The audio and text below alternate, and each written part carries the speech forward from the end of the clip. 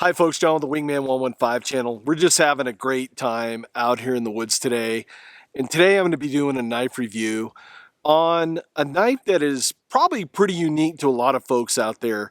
This is a company called Acta Non Verba, and this is the P500.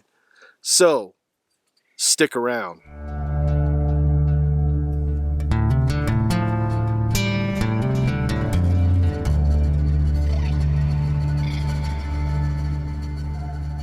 So, Acta Non Verba, they're a Czech Republic owned company, and they reached out to me probably about 6 or 7 months ago and asked if I would like to review a knife. So I looked through their catalog and I saw the P500, and I love that profile, so I said, yeah, why not? Now, I've had this knife, like I said, for a few months. I've been playing around with it, and today I thought I would introduce it to you and showcase some of its capabilities. So what we're going to do is cut away. I'm going to do a quick specs rundown. We're going to show you up close this knife, the ins and outs. Then I'm going to do a little bit of practical application, as much as we can out here in the woods realistically. And then we'll bring it on back for some final thoughts. Folks, it doesn't get any better than this. Beautiful day, knives, you're with me. The video starts now.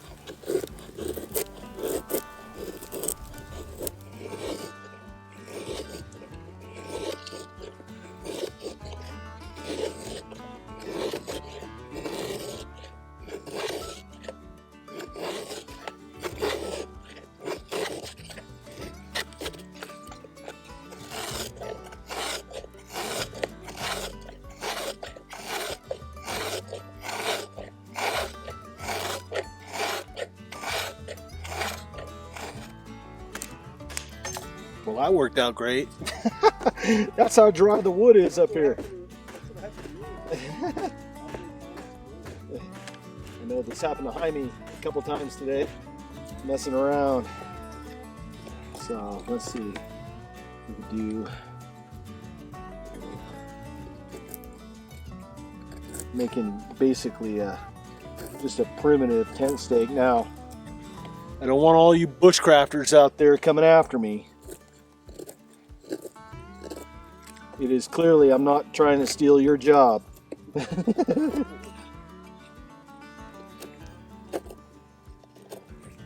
But just to show like how clean it cuts, this will do.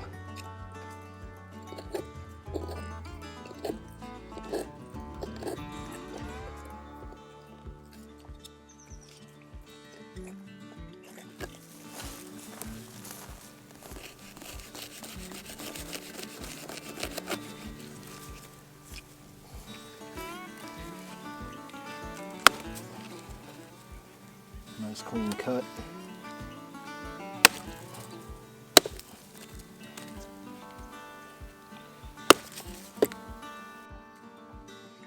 Now for some final thoughts on the ANV, the Acted Non-Verba P500. First off, if you guys follow along on the channel, you guys know that I like unique profile blades.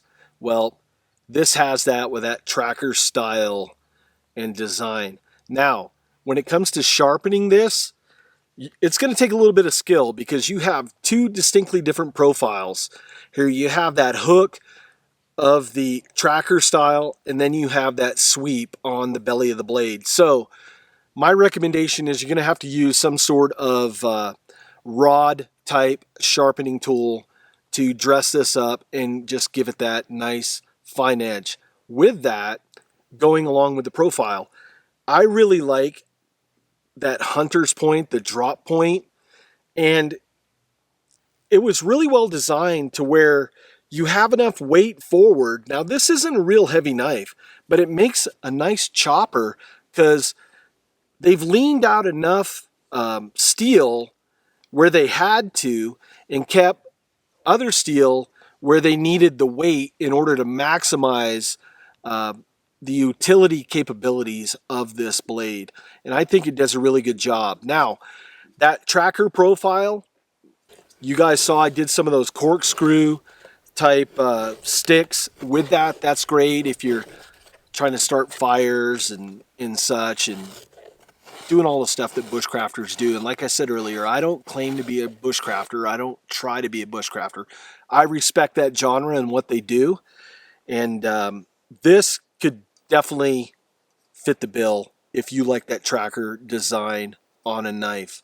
Now, keeping with that, also I used it as a draw knife, and it worked really well. Now, it's not as wide as an actual tracker, but that's not a takeaway. I really like the thin profile of this blade. It's not too big where I couldn't use it as a hunting knife, a fishing knife, or just, like I said, a camp knife where you're making shelters, you're making camp tools and such. It just works out really nice. Let's talk about the handles here real quick. Handle, G10 scales. They have what looks to be rivets, but it has like torque fasteners holding on the scales, which profiles really nice with the handle. There was no hot spots. They're radiused and chamfered really well to match the profile of this full tang knife. The choils are in the right spot, in my humble opinion.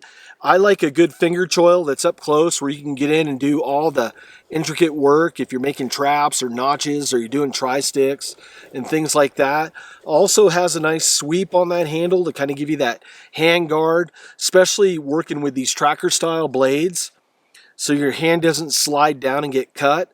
You have a nice pommel sweep on the back, so when you're chopping, that knife's not going to fly out and injure yourself or somebody else. Also has a pretty robust opening on the pommel for cordage, where you can put a lanyard on there to secure this blade to your hand. As for steel, let's talk about that. This is made out of a tool steel. I'm going to look at my show notes because please forgive me in the pronunciation of this. I mean no disrespect when I say this. This is a Swedish Slepliner. I'll put it down below, and if somebody can phonetically put it out so I can figure it out, that would be great. But it's a high alloyed tool steel, has good wear resistance, good surface treatment properties. It's tough, durable steel. You can feel it. Comes in a satin finish and also a stone wash finish as well. And it looks really nice. Now, let's talk about the sheath. I was really impressed with the sheath because I get to see a lot of knives, and especially over the years. I've reviewed a ton of knives. And with that, I've seen good quality leather, and I've seen some pretty janky leather. This is high quality leather.